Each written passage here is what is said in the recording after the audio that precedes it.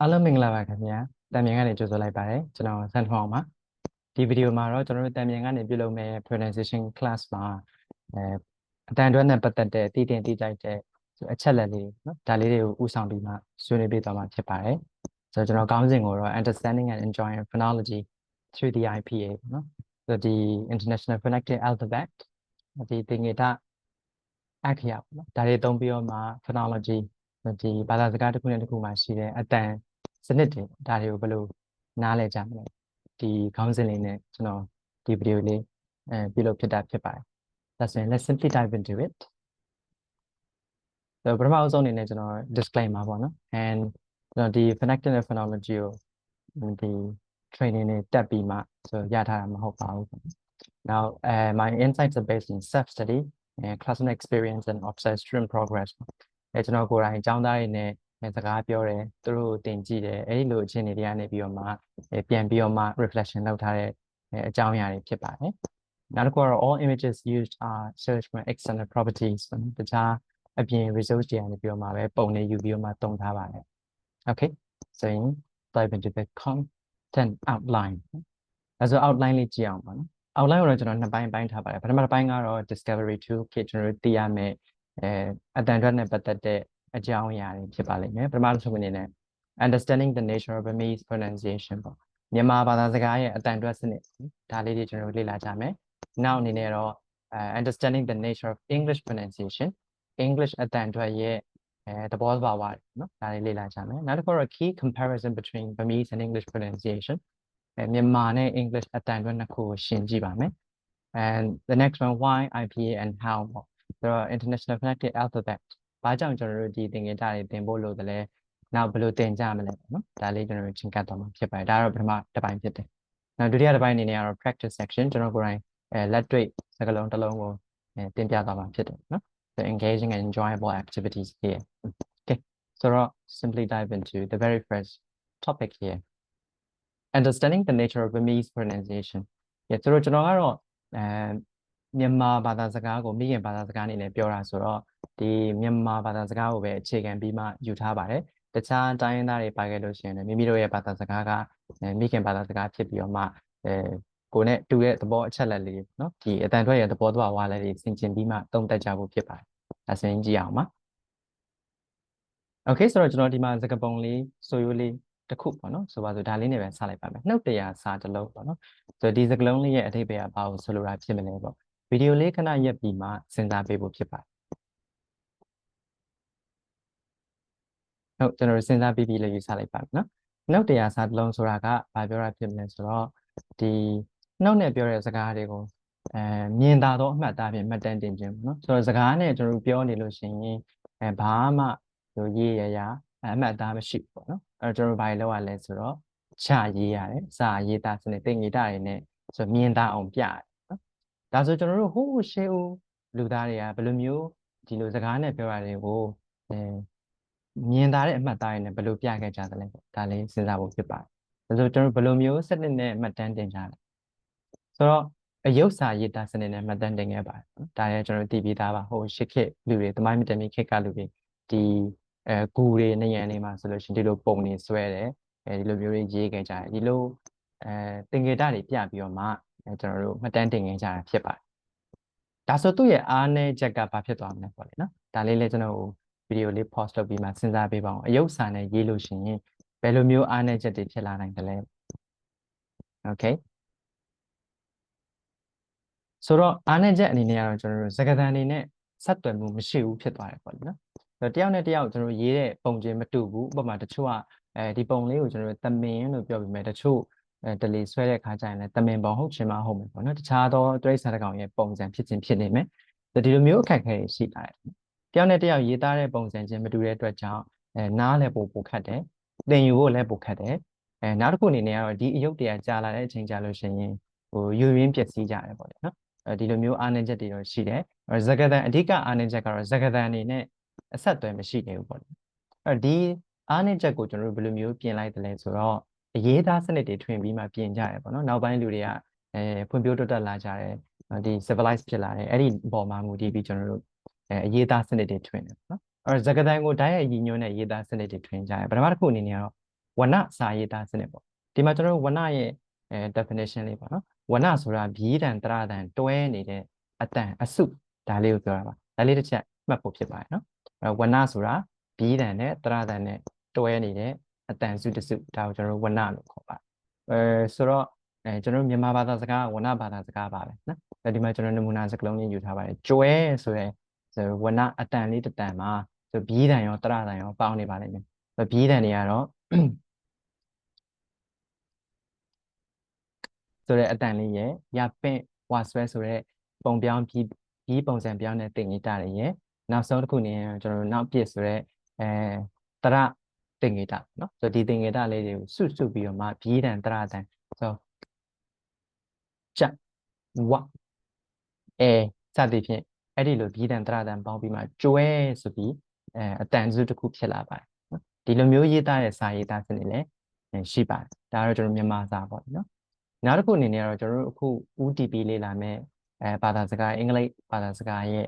ရေးသားစနစ်ပေါ့နော်သူကတော့အခရာစဉ်ရေးသားစနစ်ဖြစ်တယ်ဆိုတော့အခရာကိုတွဲပြီးမှရေးသွားတယ်ပေါ့နော်ဘီးတန်တရတန်အတွက်တီးခြားစလုံးခွဲသုံးတဲ့အခရာရေးသားပေါ့ဆိုတော့ဒီမှာနမူနာပြလိုက်မယ်ဆိုရင်တော့ကျွန်တော်တို့ cup ဆိုတဲ့စကားလုံးလေးရှိပါလိမ့်မယ်အဲ့ဒီ cup မှာအခရာတွေကိုကျွန်တော်တို့အစဉ်လိုက်တွဲပြီးပဲရေးသွားတယ်ပေါ့နော်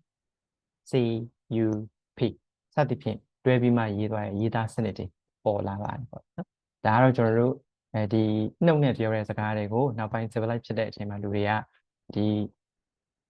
ရေးသားစနစ်နဲ့ပြန်ပြီးတော့မှမှတ်တမ်းတင်တဲ့ခေတ်ပေါ့နော်ဒါဆိုကျွန်တော်တို့ဒီလိုကွေ့ကောက်နေပေါ့နော်အမှတ်သင်္ကေတလေးတွေကျွန်တော်တို့ထွင်ကြရတယ်ပေါ့အစောပိုင်းကတော့ပုံနေဆွဲတယ်နောက်ပိုင်းကျတော့ဒီလိုသင်္ကေတလေးတွေကျွန်တော်တို့အကွေးအကောက်နဲ့ရေးကြရတယ်နောက်ဒီလိုမြင်းပြောင်လေးတွေနောက်အဝိုင်းလေးတွေနောက်အကွေးလေးတွေစသဖြင့်ဒီလိုကွေ့ကောက်အမှတ်သင်္ကေတလေးတွေနဲ့မှတ်တမ်းတင်ကြရတယ်နော်အဲ့ဒီကွေးကောက်အမှတ်သင်္ကေတလေးတွေကိုကျွန်တော်တို့ဘာလို့ခေါ်ကြမလဲဟုတ်ပါတယ်ကျွန်တော်တို့အခရာလို့ခေါ်ပါနော်ဆိုတော့အခရာဆိုတော့ကျွန်တော်တို့အခရာဘယ်နှခုရှိမလဲဆိုတော့နှစ်ခုပဲရှိပါမယ်ဘီးအခရာနဲ့တရအခရာဆိုပြီးတော့မှကျွန်တော်ခွဲကြပါတယ်เนาะဒါကတော့ဘာသာစကားတိုင်းရဲ့အခြေခံပါပဲအခရာရှိမယ်ဘီအခရာရှိမယ်တရအခရာရှိပါလိမ့်ဆိုတော့နောက်တစ်ချက်အနေနဲ့အခရာပြီးသွားတဲ့နောက်မှာကျွန်တော်တို့အဲ့ဒီအခရာကိုဒီတိုင်းထားရုံနဲ့မရဘူးပေါ့အဲ့ဒီအခရာတွေကိုကိုးစားပြုတဲ့အတန်တွေပေါ့နော်အတန်တွေလည်းလိုလာပါတယ်ဆိုတော့ကျွန်တော်တို့အတန်လဲခုနကအတိုင်းပဲဘယ်နှမျိုးရှိမလဲဆိုတော့2မျိုးရှိပါမယ်ဘီအခရာရှိတော့ဘီတန်ဖြစ်ပြီးတရအခရာရှိတော့တရတန်ဖြစ်ပါလိမ့်ဒါဆိုကျွန်တော်တို့အတန်ကိုဆက်ပြီးတော့မှလေ့လာကြပါမယ်ပထမတစ်ခုအနေနဲ့ကျွန်တော်တို့တရတန်ကိုကြည့်အောင်ဆိုတော့တရဆိုတဲ့စကားတော့ပါဠိစကားပေါ့လေနော်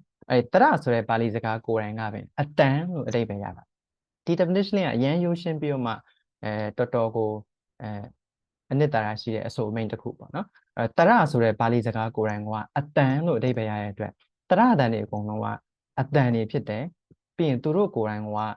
ရက်တီလို့ရတယ်ပေါ့နော်အတန်အစစ်ဖြစ်တယ်လို့ပြောလို့ရပါလိမ့်နော်ဒါဆိုရင်ကျွန်တော်တို့တရကိုဒီစကားတန်ပြည့်အင်္ဂါထုတ်လုပ်ခြင်းဘက်ကနေပြန်ပြီးတော့မှအဓိပ္ပာယ်ဖွင့်ကြပါမယ်ဆိုတော့လေချောင်းတွင်းရှိအတန်ကျိုးဒီမှာကျွန်တော်တို့အတန်ကျိုးရှိပါတယ်အဲ့ဒီအတန်ကျိုးကိုတုံခါစေလျက်ကတွင်း၌အစီအတာအပြုတ်ပြင်မရှိထွက်လာတော့အမျိုးမျိုးကွဲပြားစွာမြင်နိုင်တော့အတန်လို့မြန်မာအဘိဓမ္မာကနေပြီးတော့မှအဓိပ္ပာယ်ဖွင့်ပါတယ်ဆိုတော့ဒီမှာတစ်ခုမှတ်ဖို့ကတော့တရတန်ဆိုတာဒီစကားတန်ပြည့်အင်္ဂါတွေတစ်ခုမှအစီအတာအပြုတ်ပြင်မရှိဘယ်သူမှသူ့ကိုတားဆီးခြင်းပိတ်ပင်ခြင်းဒီအဆုတ်ကတက်လာတဲ့လေကိုဘယ်သူမှမတားဆီးပဲနဲ့ထွက်ရတဲ့အတန်တွေအကုန်လုံးကိုတရတန်လို့ခေါ်ပါတယ်ဒါလေးရေးကြည့်ပါတယ်ပထမတစ်ချက်အနေနဲ့မှတ်ဖို့ဖြစ်ပါတယ်ဆိုရင်ဒါဆိုကျွန်တော်တို့နောက်ထပ်တရအခရာပေါ့လေနော်တလက်စာရဲ့အိမ်မှာတရအခရာတွေကိုကြည့်တဲ့အခါမှာမူခွဲတွေအမျိုးမျိုးရှိတယ်ပေါ့နော်တချို့ကတော့10လုံး17လုံး12လုံးစသဖြင့်အမျိုးမျိုးခွဲပါတယ်နောက်ထပ်ကျွန်တော်တို့ဒီမှာဆိုရင်တော့ကျွန်တော်တသမတိုင်းနော်အရင်စနစ်ဟောင်းပေါ့လေနော်မြန်မာတရအတွဲနှစ်အခန်း6မှာပါတဲ့ဒီတရအခရာတွေဆိုလို့ရှိရင်ပိတ်ယုတ်တရဖွင့်ယုတ်တရဒါတွေကတော့ကျွန်တော်တို့အသေးစိတ်ဝင်စားရင်တော့တခြားလေးပြန်ပြီးလေ့လာကြဖို့ဖြစ်ပါတယ်နော်ဆိုတော့ကျွန်တော်တို့အတန်ပေါ့လေနော်အဲ့ဒီအခရာတွေရှိလာပြီဆိုတော့အဲ့ဒီအခရာတွေကိုကိုစားပြုတဲ့အတန်တွေလည်းရှိလာမှာပေါ့နော်အဲ့တော့ဒီတရအခရာတွေအရာဒီမြန်မာတရအတွဲနှစ်အခန်း6ရဲ့တရအခရာတွေကတရအတန်ဘယ်နှတန်ရှိမလဲဆိုတော့စုစုပေါင်း45တန်ရှိပါတယ်ဒါဆိုနောက်ထပ်ဆက်ကြည့်အောင်ပေါ့နော်နောက်မူခွဲတစ်မျိုးကျွန်တော်ဆက်ကြည့်အောင်ဒါတော့ကျွန်တော်တို့ဆရာကြီးမောင်ခင်မြင့်တနည်းပြပြမြန်မာစကားမြန်မာစာရုပ်ပုံလွှာဆိုရဲဒီစာအုပ်ထဲကနေကျွန်တော်ကိုးကားယူထားပါတယ် ဆရာကြီးကတော့မြန်မာတရတန်တွေကိုသူဘယ်လိုစုတယ်လဲဆိုတော့ဒီတက်တန်နှိမ့်တန်ပေါ့နော်အဲ့ဒီလိုမျိုးတွေအမျိုးအစားပြန်ခွဲတဲ့အချိန်မှာတရတန်စုစုပေါင်းဘယ်နှတန်ဖြစ်သွားလဲဆိုတော့51တန်ရှိနေပါကျွန်တော်တို့အများဆုံးကဏ္ဍကိုပဲယူထားလိုက်မယ်တရတန်ဘယ်နှတန်ရှိလဲဆိုရင်ဒီမှာ51တန်လို့ကျွန်တော်မှတ်ခဲ့လိုက်ပါနော် Okay ဆိုတော့တရတန်ပြီးရင်တော့ကျွန်တော်တို့ဘီးတန်ကိုကြည့်အောင်ဘီးတန်ဆိုတာခုနကတရတန်ကတော့ရှင်းတယ်အစုပ်ကတက်တဲ့လေယာအတားအဆီးမရှိပဲထွက်ရတာဒါဆိုရင်စန့်ကျင်ဘက်အားဖြင့်ဆိုရင်တော့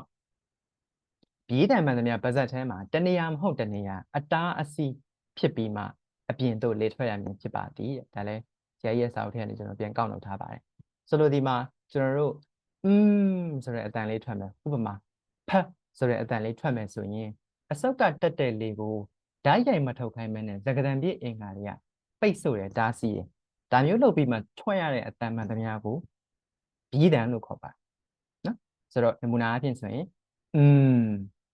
ကျွန်တော်နှုတ်ခမ်းနေပိတ်ထားပါတယ်ပိတ်ထားပြီးမှအတန်ကိုထုတ်ပါတယ်နောက်တစ်ခုဖတ်ဆိုတော့နှုတ်ခမ်းနေစီထားတယ်ပြီးမှလေကို explode လုပ်ပြီးမှအတန်ထွက်ပါဆိုတော့ဒီလိုမျိုးပိတ်ဆို့အတားအဆီးခံပြီးမှထွက်ရတဲ့အတန်မှန်သမျှကိုဘီးတန်လို့ခေါ်ပါတယ်ဒါလည်းအရေးကြီးပါတယ်မှန်တယ်ချက်ပေါ့အခြေခံချက်တစ်ချက်ဖြစ်တယ်ဆိုတော့နောက်တစ်ခုကျွန်တော်တို့ဘီးတန်နဲ့ပတ်သက်ပြီးတော့မှတခြားဆိုစရာတစ်ခုရှိတယ်ဒါလေးလည်းအရေးကြီးတယ်ခင်ဗျတော်တော်အချက်ကလေးတွေကတော့တေးသေးလေးတွေပဲတိုးတော်လည်းအရန်အခြေခံကြတဲ့အချက်တွေเนาะဒါတွေမှမသိလို့ရှိရင်ကျွန်တော်တို့စကားပြောတဲ့အချိန်မှာဒီအတန်တွက်လေ့လာတဲ့အချိန်မှာအခက်အခဲလေးတွေရှိတယ်เนาะဒါလေးကျွန်တော်တို့တခြားလိုက်မှတ်ရအောင်ပါ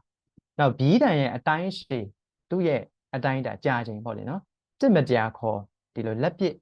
အတွက်ဒါမှမဟုတ်လို့ရှိရင်မျက်စိတမိတ်နောက်လေးတစ်ပြက်ကာလပေါ့အဲ့ဒီကာလရဲ့တဝက်ဒီလိုလက်တစ်ပြက်နောက်ဒီလိုမျက်တမိတ်အဲ့ဒီကာလရဲ့တဝက်မတရားဝတ်တာရှိတဲ့အတွက်ကြောင့်အလွန်တိုတောင်းတဲ့အတွက်ကြောင့်ဘီးတန်တွေကကိုယ့်ဘာသာအတန်ထွက်လို့မရဘူးဆိုတော့ကျွန်တော်ငယ်ငယ်တော့သင်ရတယ်ကာကြီးကကလေးငယ်ချစ်စပွဲကာကြီးခါခွေဒါကကျွန်တော်တို့ကလေးတွေကိုမှတ်မိရလွယ်ကူအောင်လို့ကာယံနဘေကြပြတွေဆက်ပြီးမှဆရာကြီးတွေကပြန်ပြီးမှသင်ပေးတဲ့ပုံစံတကယ်တမ်းတော့ဘီးတန်စစ်စစ်တွေကသူ့ဘာသာအတန်မထွက်ကြပါဘူးဥပမာနမူနာအဖြစ်ဆိုရင်ဂဒီလိုမျိုးလေးတွေပဲထွက်ဆိုတော့အဲ့ဒီအတန်တွေကအရန်တိုတဲ့အတွက်ကြောင့်မလို့တို့ကျွန်တော်အတန်လို့အပြည့်အဝမတတ်မှတ်ဘူးပေါ့နော်ဆိုတရကတော့သူကိုယ်တိုင်ကအတန်စစ်စစ်ဖြစ်ပြီးတော့မှဘီးတန်ကတော့သူ့ဘာသူရက်လို့မရဆိုတော့သူ့ရဲ့နောက်ကဘာပါမှရတယ်လဲဆိုတော့တရအတန်ပြန်ပေါင်းမှရတယ်ဥပမာကျွန်တော်တို့ပလို့အတန်ထွက်နေတယ်ဆိုတာကဘီးနဲ့အတရပေါင်းပြီးမှပလို့ထွက်နေခြင်းဖြစ်ပါတယ်ဆိုတော့ဒီနေရာမှာဘီးတန်ရဲ့သဘောတဘာဝလေးနည်းနည်းလေးနားလည်လောက်ပြီလို့ကျွန်တော်ယူဆပါတယ်ဒါဆိုကျွန်တော်ဆက်သွားရမယ်နော် Okay ဆိုတော့နောက် B အခရာနော်ကျွန်တော်ကြည့်အောင်ပါဒီမှာလဲကျွန်တော်မြန်မာသရာအတွဲ1အခန်း2အခန်း4အခန်း6နော်အတွဲ2အခန်း6အဲ့ဒီမှာကျွန်တော်ယူထားပါတယ်ဒီမှာကျွန်တော်တို့ဒီမှာစကားတန်ပြည့်အင်္ဂါတွေကနေထုတ်တဲ့ဘီးတွေပေါ့နော်သူတို့တူရကျွန်တော်တို့စုထားတယ်ဒီမှာဝက်ဘီးလို့လည်းခေါ်တယ်ကာဝမ်စာဝက်ပေါ့ဒါတွေကတော့အသေးစိတ်ဖြစ်သွားတယ်ဒီမှာဘီးအခရာတွေကိုကျွန်တော်အမျိုးအစားခွဲတဲ့အချိန်မှာဒီလိုရှိတယ်ဆိုတော့တန်ပြင်းတန်ညင်းတန်တင်းတန်ရော့ပေါ့နော်ဒါလေးတွေရှိတယ်ဒီဘီးအခရာတွေကြည့်လို့ရှိရင်ကျွန်တော်တို့မြန်မာဘီးတန်ဘယ်နှတန်ရှိလာမလဲပေါ့ဒါလေးကျွန်တော်ကိုဗီဒီယိုလေး pause လုပ်ပြီးတော့မှကြည့်ပေးပါအောင်ဟုတ်ကဲ့ကျွန်တော်တို့ဒီမှာဆိုရင်33တန်လို့ပြောလို့ရတယ်လို့ဖြစ်နေတယ်ဒါပေမဲ့ကျွန်တော်တို့ဒီအတန်လေးကိုကြည့်အောင်ပေါ့နော်တတိယအတန်နဲ့သရုပ်ထအတန်ကိုကြည့်အောင်ဆိုတော့ကာကြီးခါခွေးဂငယ်ကခဂဂဒီတတိယနဲ့သရုပ်ထကအတန်တူနေတယ်လို့ကျွန်တော်တို့ထင်ရပါကျွန်တော်မြန်မာမှာလည်းကျွန်တော်တို့အတန်တူပါတယ်အဲ့တော့ဂငယ်ဂကြီးလို့ပြောပေမဲ့မူရင်းတန်ကတော့ဂဂပဲဖြစ်နေတယ်ဒီမှာဆိုရင်ကျွန်တော်တို့တိထိလတန်ရော့ဘီးကြီးဖြစ်ဘီးတန်လေးကြီးဖြစ်ဒါပေမဲ့ပါဠိဘက်မှာကျတော့အဲ့ဒီသရုပ်ထမြောက်အတန်းကအတန်တွေကဒဏိတာတန်တင်းတွေဖြစ်တယ်ဓမ္မနာအပြင်ကျွန်တော်sorry ပါဠိလိုလေးနည်းနည်းရုပ်ခွင့်ပြုပါနော်အဲ့တော့ဗုဒ္ဓံဒါရနန်စသည်ဖြင့်ကိစာမိပေါ့နော်အဲ့ဒီလိုမျိုးကျွန်တော်တို့အတန်တွေကိုတင်းရွတ်ပြီးမှထွက်ရပါတယ်ပါဠိဘက်မှာဒါကြောင့်ကျွန်တော်တို့ဦးစင်းပစင်းတက်တဲ့အချိန်ပေါ့နော်တိမ်ဝင်တဲ့အချိန်ဆိုလို့ရှိရင်ဒါလေးတွေသတိထားမိလိမ့်မယ်နော်ဗုဒ္ဓံဆိုပြီးဘုန်းကြီးတွေရွတ်လို့ရှိရင်နော်ဒီမှာတားဟုတ်ချိုက်ကဒဏိတာတန်တင်းတန်ဖြစ်နေပါဠိမှာဆိုရင်တော့ဒီအတန်တန်ကမတူဘူးကွဲတယ်ပေါ့နော် ဒါပေမဲ့ကျွန်တော်မြန်မာစကားမှာမြန်မာလိုပြောနေတဲ့အချိန်မှာတော့ကအတန်တူနေတယ်ပေါ့နော်ကဲဆိုတော့ကျွန်တော်တူတာကိုပဲနှုတ်လိုက်မယ်နော်ဒါဆိုစုစုပေါင်းဒီဇယားအရာဆိုပြီးတန်ဘယ်နှတန်ရှိမလဲဆိုတော့28တန်ရှိပါတယ်နော်ဆိုရင်ကျွန်တော်နောက်ထပ်မူခွဲတစ်ခုထပ်ပြီးမှကြည့်အောင်ပါဒါကတော့ကြာကြီးမောင်ခင်မြေတနုပြောတာသူအတန်ဖြစ်ရာထန်ပေါ့လေနော်ဆိုဒီထန်တွေ grind တွေစသဖြင့်စကတန်ပြည့်အင်္ဂါတွေထွက်တဲ့နေရာတွေပေါ်မှာမူတည်ပြီးမှဘီးတန်ကိုပြန်ခွဲဒီမှာဘီးတန်တွေကိုသေချာလေးကြည့်တဲ့အချိန်မှာရုံးပွင့်ပွတ်တိုက်တန်စသဖြင့်ကြချကြဒီလိုမျိုးလေးတွေပါပြန်ထည့်နော်နောက်ဒီမှာဆိုရင်လည်းကျွန်တော်တို့ပါရှိအောင်မလဲဆိုရင်ဒီမှာတဒဆိုဒီလိုမျိုးပွတ်တိုက်တန်ဒီလိုအတန်တွေကိုပြန်ခွဲထုတ်တဲ့အချိန်မှာဆိုလို့ရှိရင်တော့ဘီးတန်စုစုပေါင်းဘယ်နှတန်ရှိလာလဲဆိုတော့33တန်ရှိပါတယ်။ခြံ grind ရကျွန်တော်ပြန်ခွဲမယ်ဆိုလို့ရှိရင်နော်ဒီဟာလေးလည်းကျွန်တော်တို့ကိုကအချိန်ရခဲ့လို့ရှိရင်ပြန်ပြီးမှလေ့လာပါဆရာကြီးမောင်ခင်မင်းတနုပြရဲ့မြန်မာစကားမြန်မာစာရုပ်ပုံလားဒီမှာကျွန်တော်စာမျက်နှာလေးလည်းထည့်ထားပါတယ်စာ39နဲ့46နော်အဲ့ဒီမှာဒီမြန်မာဘီးတန်တွေအကြောင်းအသေးစိတ်ပြန်ပြီးတော့မှဖတ်လို့ရပါနော်ကဲကျွန်တော်တို့ဒီမှာအရေးအတွက်ကိုပဲယူလိုက်မယ်မြန်မာဘီးတန်ဒီစာအုပ်ရဆိုရင်တော့33တန်ရှိပါတယ်โอเคဆိုတော့ကျွန်တော်တို့ဒီမှာနောက်ထပ်ဘီးတန်အတွဲပေါ့ဘီးတွဲလို့လည်းခေါ်ကြတယ်ဒီမှာအခုကျွန်တော်တို့မူခွဲမျိုးမျိုးရှိတယ်တချို့ဆရာကြီးတွေကတော့ဘီးတွဲဆိုတာမရှိဘူးမြန်မာစာမှာဆရာကြီးမောင်ခင်မြေတနုပြောကတော့ဘီးတွဲမရှိဘူးပေါ့လေနော်အဲ့ဒီစာအုပ်မှာကျွန်တော်တို့အဲ့လိုပြောတယ်နောက်တချို့ဆရာတွေကတော့ဘီးတွဲရှိတယ်လို့ပြောကြတယ်နော်ကဲဆိုတော့ဘီးတွဲဆိုတဲ့နာမည်က self explanatory word here သူ့မှာကိုကျွန်တော်တို့ရှင်းလင်းပြီးသားdefinition ကလေဘီးတွဲဆိုတာဘီးချင်းတွဲတာပေါ့အခြားဘီးနဲ့ဘယ်ဘီးကိုတွဲရလဲဆိုတော့ရပလက်ရကဝဟအဲ့ဒီဘီးနဲ့တွဲတဲ့အချိန်မှာထွက်လာတဲ့အတန်တွေပေါ့ဥပမာရမြဒီလိုမျိုးထွက်တယ်နောက်ရကဝမွမဟမစသည်ဖြင့်ဒီလိုတွဲပါတယ်ဒီမှာကျွန်တော်တို့ပုံပြောင်းဘီးသင်္ကေတ၄ခုပင့်ရစ်ဆွဲထိုးရပင့်ရရစ်ဝါဆွဲအထိုးအတိုးကောက်တော့ကျွန်တော်တို့ပင့်ရစ်ဆွဲထိုးလို့ပြောတယ်အဲ့ဒီသင်္ကေတတွေကိုကျွန်တော်တို့လိုသလိုတွဲပြီးတော့လည်းတုံးသေးတယ်ပင်ဆွဲရစ်ဆွဲပင်ထိုးရစ်ထိုးဆွဲထိုးပင်ဆွဲထိုးရစ်ဆွဲထိုးစသဖြင့်လိုသလိုတွဲပြီးလည်းတုံးကြသေးတယ်ပေါ့နော်ဆိုတော့ဒီမှာကျွန်တော်တို့ပုံပြောင်းပြီးသင်္ကေတ၄ခုအပြင်ထပ်တွဲလိုက်လို့ရှိရင်စုစုပေါင်းဘယ်နှခုဖြစ်သွားလဲဆိုတော့17ခုဖြစ်သွားတယ်အဲ့ဒီ17ခုပြီးသင်္ကေတ17ခုကိုတခြားပြီးနဲ့ပေါင်းလို့ရှိရင်လည်းပြီးတန်တွေပို့ပြီးထွက်နိုင်သေးတယ်ပေါ့နော်ဆိုတော့တချို့ဆရာတွေကတော့မရှိဘူးရှိတယ်ဆိုတော့ထားပါတော့ကျွန်တော်တို့ဒီမှာကျွန်တော်ကတော့ရှိတယ်လို့ပဲကျွန်တော်ယူဆလိုက်မယ်နော်ဒီလိုမျိုးဒါပေမဲ့လည်းမြန်မာတကယ်သဘောဝိုင်းချဆိုရင်တော့မရှိဘူးပေါ့နော်အဲ့တော့ဒီမှာဟိုကမူခွဲမျိုးမျိုးရှိနေတယ်ပေါ့အဲ့တော့ဒီမှာ17လုံးရှိတယ်ဒီမှာတခြားပြီးတွေပေါင်းမယ်ပေါ့ဥပမာပါဆောင်နဲ့ပရပြစသည်ဖြင့်နော်ကျွန်တော်တို့ဒီလိုလေးယူဆလိုက်ပါမယ်ဒါလေးဆိုရင်ပို့ပြီးတော့မှဒီ English pronunciation အင်္ဂလိပ်စာအတန်ထွက်တဲ့အချိန်ကျရင်ရှင်းပြပို့လွယ်လို့ကျွန်တော်တို့ဘီးတွဲရှိတယ်လို့ယူဆလိုက်မယ်ဒါပေမဲ့ဆရာကြီးကတော့မရှိဘူးပေါ့နော်ဒီလိုမျိုးပြောပါတယ်ဆိုတော့ကျွန်တော်တို့ဘီးတွဲ17ခုရှိတယ်လို့ပဲမှတ်လိုက်နော်ဆိုတော့ကျွန်တော်တို့မြန်မာဘာသာစကားမှာအတန်စုစုပေါင်းဘယ်နှတန်ရှိသွားမလဲပေါ့ဘီးတန်တရတန်ဘီးတွဲတန်အကုန်လုံးပေါင်းမယ်ဆိုရင်ဘယ်နှလုံးရှိပါမလဲဗီဒီယိုလေးခဏရက်ပြီးတော့မှစဉ်းစားဖို့ဖြစ်ပါတယ်စုစုပေါင်းဘယ်နှတန်ရှိလဲโอเคစုစုပေါင်းကျွန်တော်တို့အတန်80နဲ့အထက်ရှိပါတယ်ကျွန်တော်ဒါအခြေခံဘီးတန်တရတန်ကိုပဲပေါင်းထားတာပေါ့နော်50 5တန်နောက်အရှိကဘီးတန်ပေါ့နော်အကုန်ပြန်ပေါင်းလို့ရှိရင်အတန်80နဲ့အထက်မှာရှိပါတယ်ဆိုတော့အဓိကအရေးကြီးဆုံးမှတ်ဖို့ရမြန်မာဘာသာစကားမှာအတန်တွေဘယ်နှတန်ရှိလဲဆိုရင်80နဲ့အထက်ရှိတယ်ဆိုတော့ရာလည်းချီနိုင်တယ်ပေါ့နော်ကျွန်တော်ဒီအရေးအတွက်ကတော့အသေးစိတ်လေးမသိရအတွက်ခွင့်လွှတ်ပါပေါ့နော်ဆိုတော့သိတဲ့ဆရာတွေရှိရင်လည်းထပ်ပေါင်းပြီးတော့မှဆွေးနွေးပေးလို့ရပါတယ်နော်မြန်မာဘာသာစကားမှာအတန်စုစုပေါင်း80နဲ့အထက်ရှိပါတယ်ဒါတစ်ချက်နော်ဒါလေးကတော့ကျွန်တော်တို့သိရမယ်မဖြစ်မနေသိရမယ်တစ်ချက်ကဲဆိုတော့ဟုတ်ပါပြီကျွန်တော်တို့နောက်ထပ်ဘီးတန်နဲ့တရတန်အတွဲဆက်လေးကိုကြည့်အောင်ဆိုတော့ဒီမှာကျွန်တော်တို့ဘာပုံလေးမြင်ရလဲပေါ့သမင်းနဲ့ဟင်းနေပါတဲ့ဟာလေးနော်ကဲဆိုတော့သမင်းနဲ့ဟင်းမှာဘယ်သူကအရေးကြီးတယ်လဲဘယ်သူကအရေးအပါဆုံးလဲအခြေခံအကျဆုံးဟုတ်ပါတယ်သမင်းကအခြေခံအကျဆုံးဖြစ်ပါတယ်ဒါဆိုရင်တရနဲ့ဘီးမှာဘယ်သူကအခြေခံအကျဆုံးအရေးအကြီးဆုံးဖြစ်ပြီးတော့ဘယ်သူကတော့အရန်ဖြစ်တရနဲ့ဘီးမှာဆိုတော့အရှိရပြောခဲ့တဲ့ definition လေးတွေစဉ်းစားရင်ကိုဒီမှာအဖြေပေါ်နေပါတယ်နော်ဆိုတော့တရကအရေးကြီးတဲ့အခြေခံကျတဲ့အတန်ဖြစ်တယ်ထမင်းဖြစ်တယ်ဘီးကတော့အရန်ဖြစ်တယ် အဲ့တော့ B ဆိုတာကျွန်တော်တို့ကျွန်တော်ဖတ်ထားတဲ့စာအရာဆိုရင် B ဆိုတာကျွန်တော်တို့ပြင်စနဆိုတဲ့ပါဠိကနေလာတယ်ပေါ့လေ။ Okay ပြင်စနဆိုတဲ့ပါဠိစကားလုံးလေးကနေလာတယ်ပြင်စနဆိုတာဘာကိုပြောရလဲဆိုတော့ဟင်းလျာကိုပြောတယ်ပေါ့နော်ဟင်းလျာကိုပြောတယ်အဲ့တော့ဒီပြင်စနဆိုတဲ့စကားလုံးလေးအရာဆိုဘီးကဟင်းဖြစ်တယ်သမင်းမဟုတ်ဘူးအရန်သဘောပဲဖြစ်တယ်ဆိုတဲ့အဆိုမိန်လေးလည်းရှိတယ်ပေါ့နော်ဒါလေးကတော့ကျွန်တော်တို့မှတ်မိအောင်ပေါ့နော်မှတ်သားစရာအဆိုမိန်လေးတစ်ခုပါပဲကဲဆိုတော့ဒီမှာကျွန်တော်တို့သမင်းနဲ့ဟင်းမှာဘယ်သူကသမင်းဘယ်သူကဟင်းလဲသိပြီလို့ယူဆပါနော်တရကသမင်းဖြစ်ပြီးတော့မှဘီးကဟင်းဖြစ်တယ်နော်ကဲဒါဆိုရင်ဒီဘက်ကစာလေးကြည့်အောင်ပါအဲ့တော့ဘီးကတရနဲ့ဆက်၍ဖြစ်တည်ဒါလည်းရှေ့မှာကျွန်တော်တို့ဘီးတန်ကိုပြောခဲ့ပြီးသားအ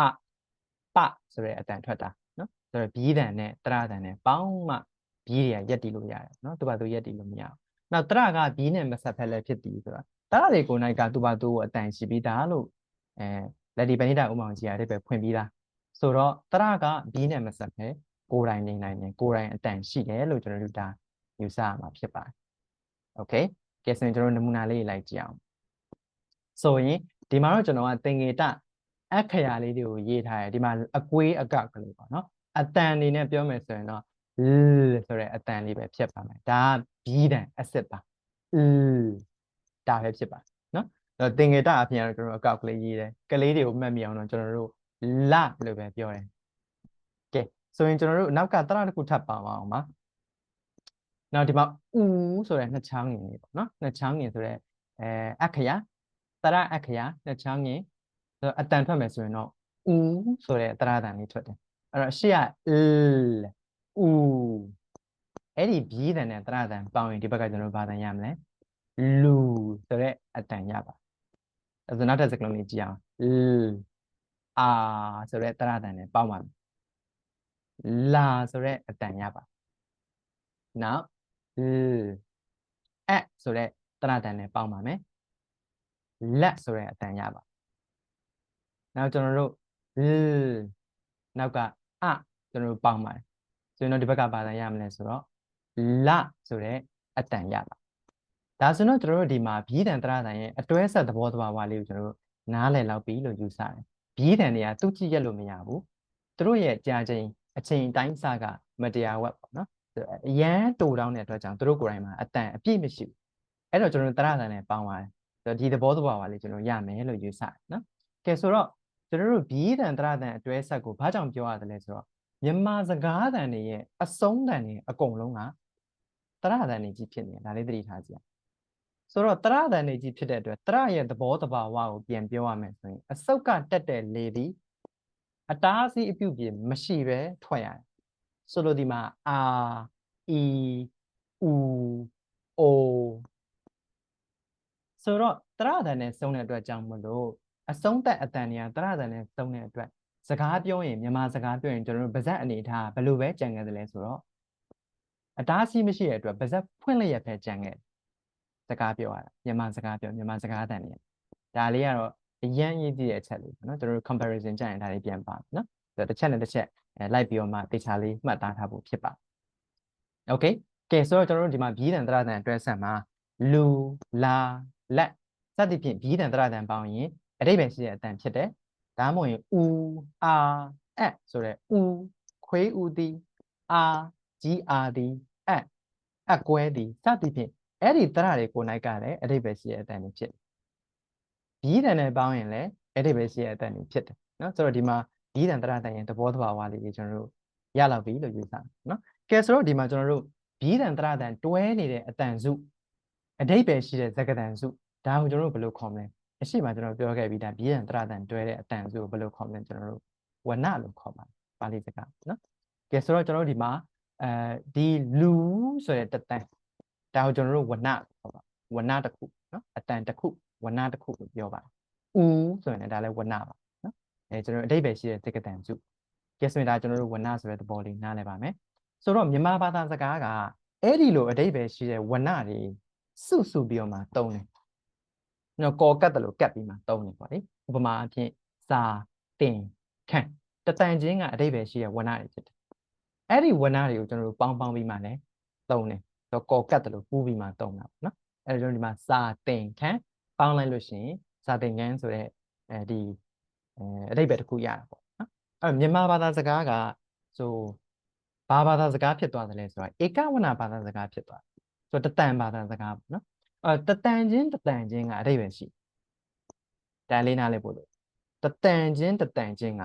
ဘီးတန်တရတန်တွဲနေတဲ့အတွက်ကြောင့်အဓိပ္ပာယ်ရှိတဲ့စကားတွေဖြစ်တဲ့အတွက်ကြောင့်တတန်ဘာသာစကားဖြစ်စာအာအဲ့ဒီဘီးတန်တရတန်တွဲတယ်အဲ့ဒီပဲရှိတဲ့အတန်ဝဏတစ်ခုရအဲ့ဒီဝဏတွေကိုကျွန်တော်တို့ပူးပြီးတော့လည်းသုံးသေးတယ်ဒါကြောင့်ကျွန်တော်တို့ဘဟုဝဏလို့လည်းခေါ်တယ်ဘဟုဝဏဘာသာစကားထားတော့ဒါကတော့ဆက်ပြီးတော့မှလေ့လာပေါ့နော်ဧကဝဏဘာသာစကားဆိုတာသိရင်ရပြီတတန်ချင်းကအဓိပ္ပာယ်ရှိနေတဲ့ဘာသာစကားမြန်မာဘာသာစကားတတန်ဘာသာစကားခေါ်တယ်ဧကဝဏဘာသာစကားလို့လည်းခေါ်ပါတယ်โอเคဒါဆိုရင်တော့ကျွန်တော်တို့ရမယ်လို့ယူဆပါတယ်ဆက်သွားပါမယ်ဆိုတော့နောက်တစ်ခုအနေနဲ့ကျွန်တော်ငယ်ကဘာတွေသင်ရလဲဆိုတော့တင်ပုံးကြီးဖတ်စာရေးသင်ရတယ်ပေါ့နော်ညအခါလာတတာကစားမလားနားမလားစသဖြင့်သင်ရတယ်အဲ့ဒီမှာကကာတိတီစုဆိုပြီးတော့စသဖြင့်အတန်ဘယ်နှတန်ထွက်ရလဲဆိုတော့3တန်ဒီတွဲထွက်ရပါဆိုတော့ကျွန်တော်တို့ဒီမှာအတန်အတက်အကျလေးကွာခြားသွားတာ ਨੇ အဓိပ္ပာယ်တွေကလည်းတခြားစီဖြစ်သွားက dance ကာ protect or shield နော်ကာ so just like a machine နော်ဆိုတော့စသည်ဖြင့်ကျွန်တော်တို့အဓိပ္ပာယ်တွေကွဲသွားတယ်အတန်အတက်ကြလေးကွဲဟန်တယ်အဓိပ္ပာယ်ကွဲသွားတယ်မြန်မာဘာသာစကားဆိုဒါလေးဆက်ပြီးစဉ်းစားဖို့ဖြစ်တယ်နော် okay ဆိုတော့မြန်မာဘာသာစကားကတက်ကြတဲ့ဘာသာစကားလည်းဖြစ်နေတယ်အတန်အတက်အကျကိုလိုက်ပြီးတော့မှအဓိပ္ပာယ်ပြောင်းတဲ့ဘာသာစကားနောက်ခုတကဘာသာစကားကတော့ဧကဝဏဖြစ်တယ်ဆိုတော့တတန်ချင်းစီကလည်းအဓိပ္ပာယ်ရှိနေသေးတယ်အတက်အကျပြောင်းလိုက်တာ ਨੇ အဓိပ္ပာယ်လည်းပြောင်းသေးရဆိုတော့အဲ့ဒီမှာကျွန်တော်တို့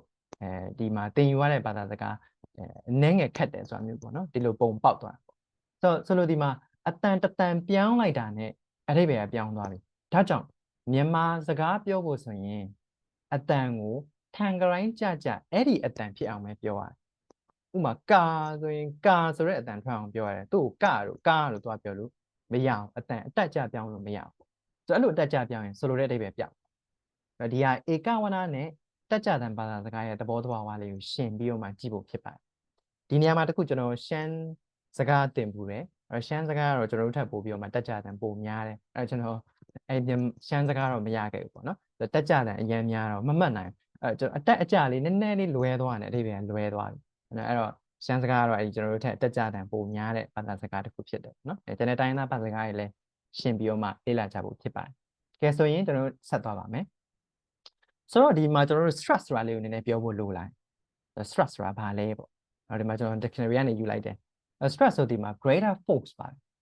အတန်တန် syllable တစ်ခုစကားလုံးတစ်လုံးကို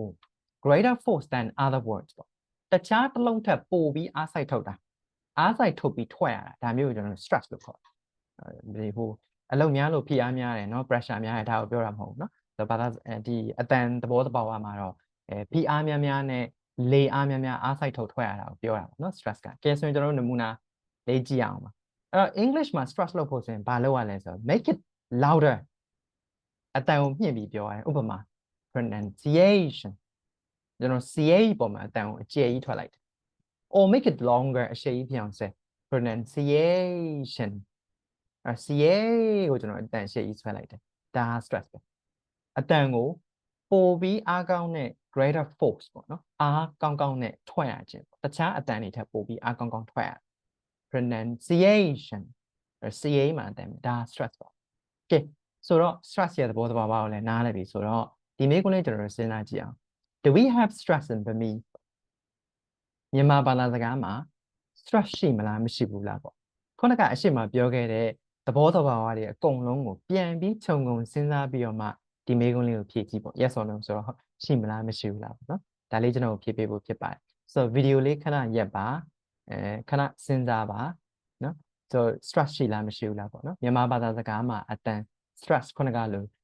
louder or longer အဲ့လိုတန်လုပ်လို့ရသလားပေါ့နော်ဒါလေးစဉ်းစားပေးဖို့ဖြစ်ပါတယ်နော်ကျွန်တော်ဗီဒီယိုခဏရပ်ခဲ့ပါခဏစဉ်းစားပါ okay ဆိုတော့ကျွန်တော်အဖြေတွေကတော့အမျိုးမျိုးရှိမယ်ရှိတယ်မရှိဘူးပေါ့နော်ကျွန်တော်တကယ် live webinar တွေလုပ်လို့ရှိရင်တော့ဒီမှာအရန်ပြောကြတယ် stress ရှိတယ်မရှိဘူးပေါ့နော်အဲ့လိုဆွေးနွေးကြတာပေါ့နော်တကယ်တော့ကျွန်တော်မြန်မာဘာသာစကားမှာ stress မရှိပါဘူး stress ခုနကလိုမျိုးအတက်ကြအားစိုက်ထုတ်ပြီးထွက်လိုက်တယ်ဆိုလို့ရှိရင်ခုနကဘာသာစကားရဲ့ဝိသေသလက္ခဏာဖြစ်တဲ့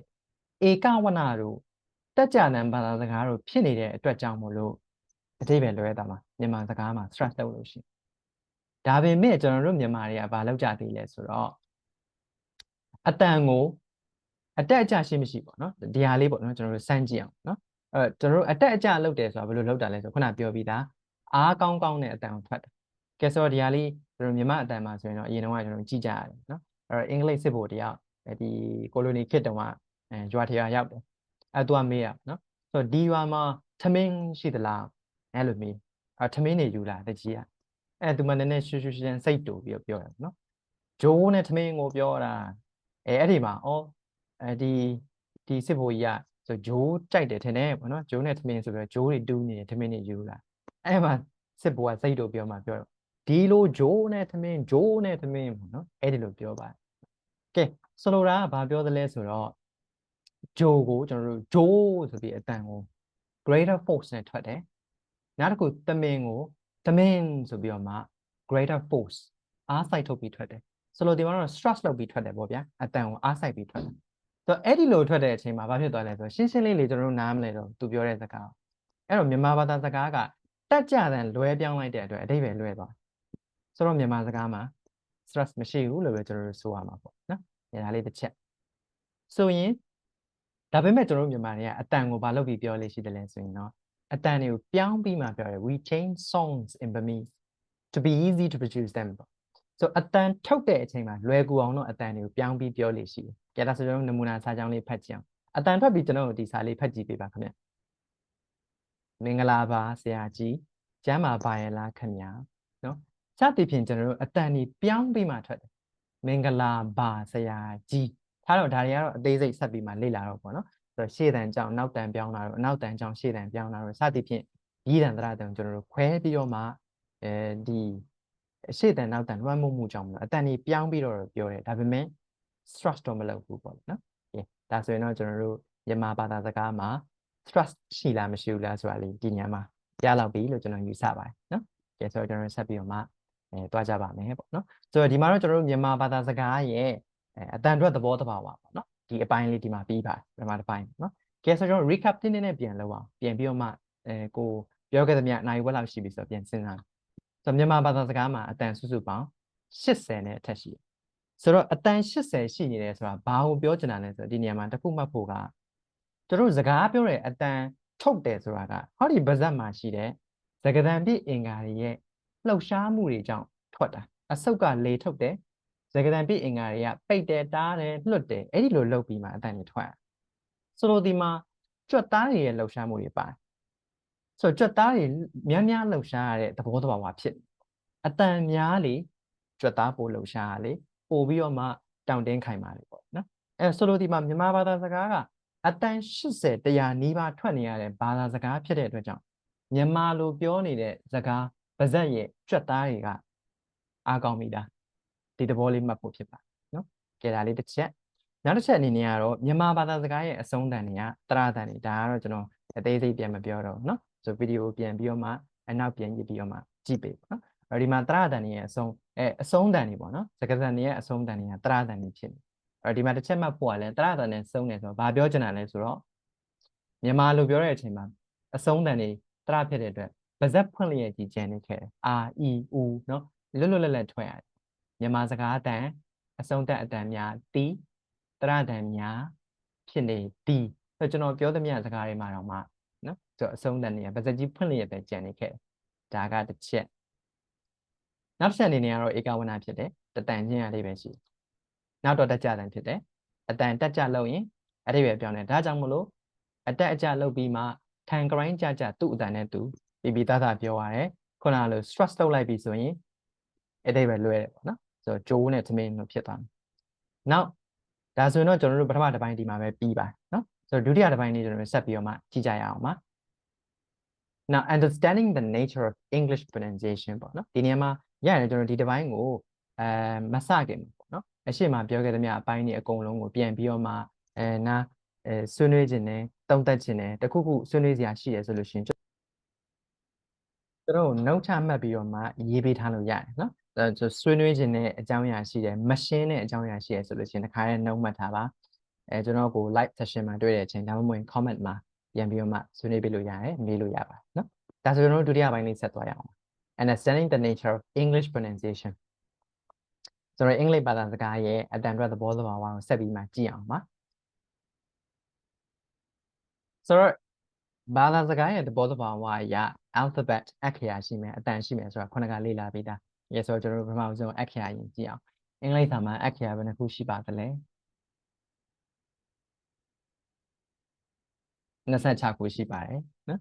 ဆိုတော့ဒီမှာကျွန်တော် highlight ပြထားတဲ့ဒီအခရာတွေကတော့ consonant letters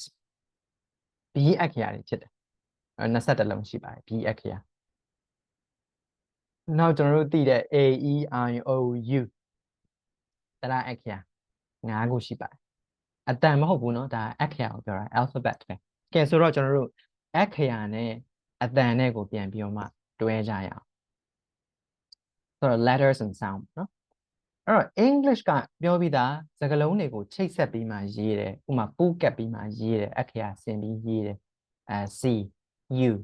P okay နောက်ထပ် C U P I D အပေါ်ကအတန်ကြီးကျွန်တော်တို့တန်ထွက်ကြည့်အောင် C U P cup အောက်ကအတန်ထွက်ကြည့်အောင် C U P I D cupid အဲ့တော့သုံးတဲ့စကားလုံးကအတူတူပဲ C U C U ဒါပေမဲ့ထွက်တဲ့အတန်တူလားဆိုတော့မတူတော့ cup cupid cup Q အဲ့ဒီလိုထွက်ဆိုလိုဒီမှာအင်္ဂလိပ်စာမှာ letter sound correspondent မဖြစ်ဘူးအခရာနဲ့အတန်နဲ့ကအမြဲတမ်းထပ်တူမကြအောင်ဒီလိုအခရာစလုံးပေါင်းထားလို့ဒီအတန်ထွက်ရမယ်လို့မဟုတ်ဘူးမရှိဘူးနော်ဆိုတော့ no letter sound correspondent အခရာနဲ့အတန်နဲ့ထပ်တူမညီဘူးဒါကိုကျွန်တော်တို့ grapheme phoneme correspondence လို့ခေါ်တယ်ပေါ့နော်စာအနေနဲ့ပြောရင်တော့ဒီမှာတော့ကျွန်တော် letter sound correspondent ပဲကျွန်တော်အလွယ်ရေးပေးလိုက်တယ်နော်ဆိုတော့သဘောကဘာကြောင့်လဲဆိုတော့အင်္ဂလိပ်စာမှာအခရာ26ခုပဲရှိဒါပေမဲ့အင်္ဂလိပ်မှာတကယ်သုံးနေတဲ့အတန်တွေကအဲ့ဒီ26အခရာ26ခုတည်းပိုတယ် more sounds than letters ဆိုတော့ကျွန်တော်တို့ဘာဆက်လုပ်ရလဲဆိုတော့ရှင်းရှင်းလေးပဲမလောက်မှတော့ကျွန်တော်တို့အခရာတွေပြန်ပြီးတော့မှထွင်ရတာပေါ့နော်အဲဒီမှာကျွန်တော်တို့တွေ့ပါလိမ့်မယ်အပေါ်မှာတော့ရိုးရိုးအခရာ C U P အောက်ကတော့ sound international phonetic alphabet ပေါ့မလောက်တော့တခြားသောအတန်တွဲအခရာတွေထပ်ထွင်ရတယ်အဲ့တော့ IPA တွေပါလာတယ်နော် K A P K ဒီလိုဖြစ်တယ်နောက် C U P I D ရိုးရိုးအခရာအောက်က alphabet international phonetic alphabet နဲ့ရေးမယ်ဆိုရင် K Y U P I D cupid စသည်ဖြင့်မလောက်လို့အခရာမလောက်လို့အခရာတွေပြန်ပြီးမှထွင်ရတယ်နော်ဒီမှာကျွန်တော်တို့ IPA တွေပါလာပါတယ်နော်ကဲဆိုရင်ကျွန်တော်တို့ဒီသဘောသဘာဝလေးလဲရမယ်ထင်ပါတယ်ဆိုတော့ကျွန်တော်တို့အဲ့ဒီအခရာတွေဘယ်နှလုံးရှိလဲဘယ်လိုသဘောသဘာဝတွေရှိလဲဆိုတော့ကြည့်အောင်ပေါ့နော်ကျွန်တော်ကတော့ UK phonemic chart ကိုပဲယူထားပါတယ်နော်ဆိုတော့ဒီမှာ UK chart ယူထားတယ်အတန်တွေကတော့အပေါ်မှာပါသမျှအတန်တွေအကုန်လုံးကတရအတန်တွေဖြစ်တယ် vowel sounds ဘယ်နှခုရှိလဲဆိုတော့20ရှိပါတယ်အောက်မှာကျန်သမျှအတန်အကုန်လုံးဒီ consonant sound ဘီးတန်တွေဖြစ်ပါတယ်ဘယ်နှတန်ရှိလဲဆိုတော့24တန်ရှိဆိုတော့အင်္ဂလိပ်စာမှာသုံးနေသမျှအတန်အကုန်စုစုပေါင်းဘယ်နှတန်ရှိတယ်လဲဆိုတော့44တန်ရှိပါတယ်မြန်မာစာမှာသုံးတဲ့အတန်စုစုပေါင်းဘယ်နှတန်ရှိလဲဆိုရင်80နဲ့အထက်မှာရှိပါတယ်ဒီနေရာမှာကျွန်တော်တို့ကြွက်သားရဲ့သဘောသဘာဝကိုနည်းနည်းလေးရှင်းကြည့်ကြည့်ပေါ့နော်ဒါဆိုရင်နည်းနည်းသဘောပေါက်မယ်လို့ကျွန်တော်ယူဆတယ်ဆိုတော့ဆက်သွားရအောင် okay နောက်တစ်ခုအနေနဲ့ကတော့ syllable လေးပြောအောင်ပေါ့နော်အဲ့ဒီအတန်တွေကိုကျွန်တော်တို့ကရေးပြီးပေါ့နော်ဆိုရေးတဲ့အခါမှာအတန်တွေထွက်လာဘယ်လိုတွေရေးကြမလဲပေါ့နော်ကြည့်အောင် syllable ဆိုတာဘာပြောရလဲဆိုတော့ single unit of speech တတန်ပါပဲthe whole word or one of the parts စကားလုံးတစ်လုံးစလုံးကတတန်ဖြစ်နိုင်တယ်လို့အဲ့ဒီစကားလုံးရဲ့အစိတ်အပိုင်းလေးတွေကလည်းတတန်ဖြစ်နေနိုင်တယ်နမူနာနဲ့ကျွန်တော်ပြန်ရှင်းပါနော်ကဲကြည့်အောင်ပါ okay how many syllables နော်အဲ့တော့C U P ပေါင်းတဲ့အတန်ထွက်ပြီး cup တတန်တန်ပါလေတတန်ပါပဲနော်ကဲဆိုတော့ဒီမှာကျွန်တော်တို့သဘောတဘာဝကအပေါ်မှာစကားလုံးရှိပါမယ် CUP ဆိုတဲ့စကားလုံးတစ်လုံးရှိအဲ့ဒီစကားလုံးကိုကျွန်တော်တို့အတန်ပြန်ခွင့်ဘယ်နှတန်ပဲရှိတယ်လဲဆိုလို့ရှိရင်တတန်ပဲရှိတယ် cup ဒါကိုမြန်မာဘာသာစကားနဲ့ရှင်းလိုက်မယ်ဆိုရင်တော့ထပ်တူမကြအောင်နော်ကျွန်တော်တို့တရန်တူတာဝဏလို့ပြောလို့ရတယ်ဝဏဆိုတာပြီးတန်တရတန်တွေတွဲထားတဲ့အတန်စုဒီမှာလည်းတူတူပဲခအာဖပြီးတန်တရတန်တွေပေါင်းနေတာအတန်စုအဲ့တော့ကျွန်တော်တို့ဝဏနဲ့သဘောတရားချင်းဆင်တယ် English လို့တော့ syllable လို့ပြောမှာနော် syllable ဖြစ်ပါတယ်အဲ့ဒီ syllable ကိုမှဟုတ်ပါပြီဒီမှာကျွန်တော်တို့ဘယ်တန်ရှိလဲဆိုရင် cup one syllable အဲ့ဒီ syllable ကိုမှကျွန်တော်တို့ထပ်ခွဲမယ်အောက်က phonetic လို့ခေါ်တယ်အတန်ရင်းပေါ့အတန်ရင်းဆိုတဲ့အတွက်ကြောင့်သူ့ကိုထပ်ခွဲလို့မရတော့ဘူးအသေးဆုံး unit ကိုပြောတာဒီမှာ CUP မှာအသေးဆုံး unit ဘယ်နှခုပါလဲဆိုတော့ခအာဖအသေးဆုံး unit 3ခုပါတယ်ဘီးတန်တရတန်တေးသေးလေးတွေ3ခုပါတယ်အဲ့ဒီဘီးတန်တရတန်သေးလေးတွေပေါင်းပြီးမှဝဏတစ်ခုဖြစ်တယ်အဲ့ဒီဝဏကဒီနေရာမှာတော့စကားလုံးတစ်လုံးဖြစ်နေခဒီသဘောတရားလေးနားလည်ဆိုတော့တလက်စားတဲ့မှတ်ဖို့က syllable တစ်ခုဖြစ်ဖို့ဆိုလို့ရှိရင်ဘာပါရမလဲဆိုတော့တရတစ်ခုမဖြစ်မနေဘူးပါတယ်တတန်ဖြစ်ပြီဆိုရင်တရပါဘူးပါတယ်အတန်ဆိုကြတဲ့တရပါဒီမှာအဆိုတဲ့တရပါနောက်တစ်ခုဆက်ကြည့်အောင် Cupid ကိုပဲကြည့်မယ်နော်အပေါ်မှာတော့စကားလုံးရှိပါတယ် CUPID word ပေါ့အဲ့တော့ Cupid ဘယ်နှတန်ရှိလဲနှစ်တန်ရှိပါတယ်ကျွန်တော် two syllables လို့ပြောပါနော်အဲ့အတန်ရင်းဘယ်နှခုရှိလဲကျွန်တော်ကြည့်ပေးပါ Okay အတန်ရင်းစုစုပေါင်း6ခုရှိပါတယ်ခရဥဖအေဒအတန်ရင်း6ခုရှိတယ် syllable ဆိုတဲ့အတန်ကတော့ဘယ်နှတန်ပဲရှိလဲဝဏဘယ်နှခုပဲရှိလဲဆို Cupid နှစ်တန်ပဲရှိပါတယ်အဲ့ဒီ syllable တစ်ခုချင်းစီမှာဘာတွေပါနေလဲဆိုရင်ကြည့်အောင်ကျွန်တော်တို့ဘာတွေပါလဲတရတန်လေးတွေပါ syllable ရှိရင်တရတန်ရှိအဲ့တော့တရတန်တတန်ဒီ syllable တတန်လို့ကျွန်တော်တို့ပြောအောင်ကျန်တဲ့ဘီးတန်ကိုမရည်ဘူးကျွန်တော်တို့တရတန်ကိုရည်ပါလိမ့်မယ်နော်အဲ့ Cupid မှာတရတန်နှစ်တန်တွေ့တယ်ဒါကြောင့် two syllable ဒီလိုပြောပါဆိုတော့ကျွန်တော်တို့အဲ့ဒီတတန်ချင်းတည်းရဲ့အဆုံးသက်အတန်လေးတွေကိုလည်းသဘောပေါက်အောင်ကြည့်အောင် Q ဆိုတဲ့အတန်မှာအဆုံးတန်ဘာလေးနဲ့ဆုံးလဲဦးဆိုတဲ့လွတ်လွတ်လပ်လပ်ထွက်ရတယ်တရတန်နဲ့ဆုံးတယ် paid အဆုံးသက်တန်ဘာတန်လေးနဲ့ဆုံးတယ်လွတ်လွတ်လပ်လပ်မထွက်ရတဲ့ဘီးတန်လေးနဲ့ဆုံးနေ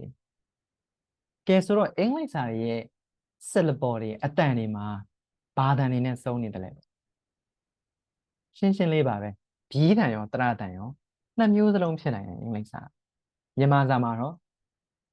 တရတန်နဲ့ပဲဆုံးတာနော်ဒါလေးကကျွန်တော်တို့နောက် comparison မှာထပ်ပြီးပါအောင်မယ်နော်ဒါလေးတစ်ချက်သိထားဖို့ဖြစ်ပါတယ်